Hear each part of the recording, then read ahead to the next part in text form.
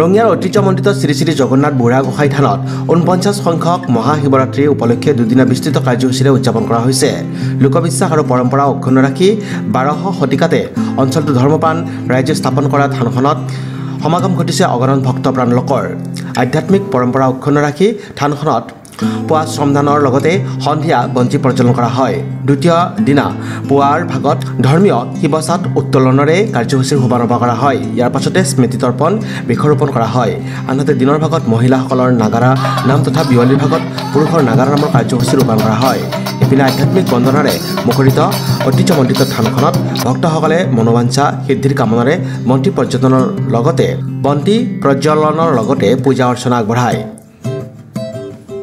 এই থানখনৰ মহাশিৱৰাত্ৰি উৎসৱৰ ৪৯তম বছৰ ৫০তম বছৰ সোণালী জয়ন্তী উৎসৱৰ আদৰণি উৎসৱ আমি পালন কৰিবলৈ লৈছোঁ।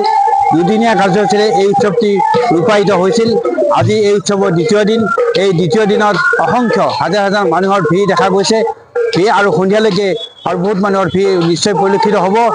ইতিমধ্যে আমাৰ প্ৰায় ১৫০ থালি ভোগ ৰাইজৰ মাজত বিতৰণ কৰা হৈছে।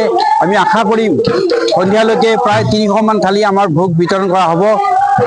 গতিকে এই উৎসৱটিত যিখিনি মানুহৰ সঁহাৰি পাইছোঁ আমি ৰাইজলৈ আমাৰ ফালৰ পক্ষৰ পৰা শুভেচ্ছা ধন্যবাদ জ্ঞাপন কৰিছোঁ।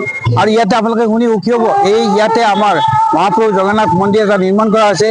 মহাপ্ৰভু জগন্নাথ মন্দিৰলৈকে দৈনিক শ মানুহ ইয়াত উপস্থিত হয়, ভোগ আগবঢ়ায়। আৰু অহা ১১ মাৰ্চত এই মহাপ্ৰভু জগন্নাথ মন্দিৰৰ প্ৰথম বাৰ্ষিকী উৎসৱ পালন কৰা হ'ব। প্ৰথম বাৰ্ষিকী দিৱস উৎসৱ হিচাপে পালন কৰা হ'ব। তাতো হাজাৰ হাজাৰ মানুহ নিশ্চয় সমবেত হ'ব। গতিকে আপোনালোকে আশা ৰাখিম ইয়ালৈকে আহক, ভক্তিভৰা অন্তৰেৰে সেৱা আগবঢ়াওক, নিশ্চয় ফলাফল লাভ কৰিব। আৰু এইখিনিতে আপোনালোকক ক'ব পাৰিম, ওলাইছোঁ যে আমাৰ মহাপ্ৰভু শ্ৰী জগন্নাথ আৰু বুঢ়াগোসাঁই। ৰঙিয়াৰ পৰা দিনেশ আগৰৱালাৰ ৰিপৰ্ট, নিউজ এক্সপ্ৰেছ অসম।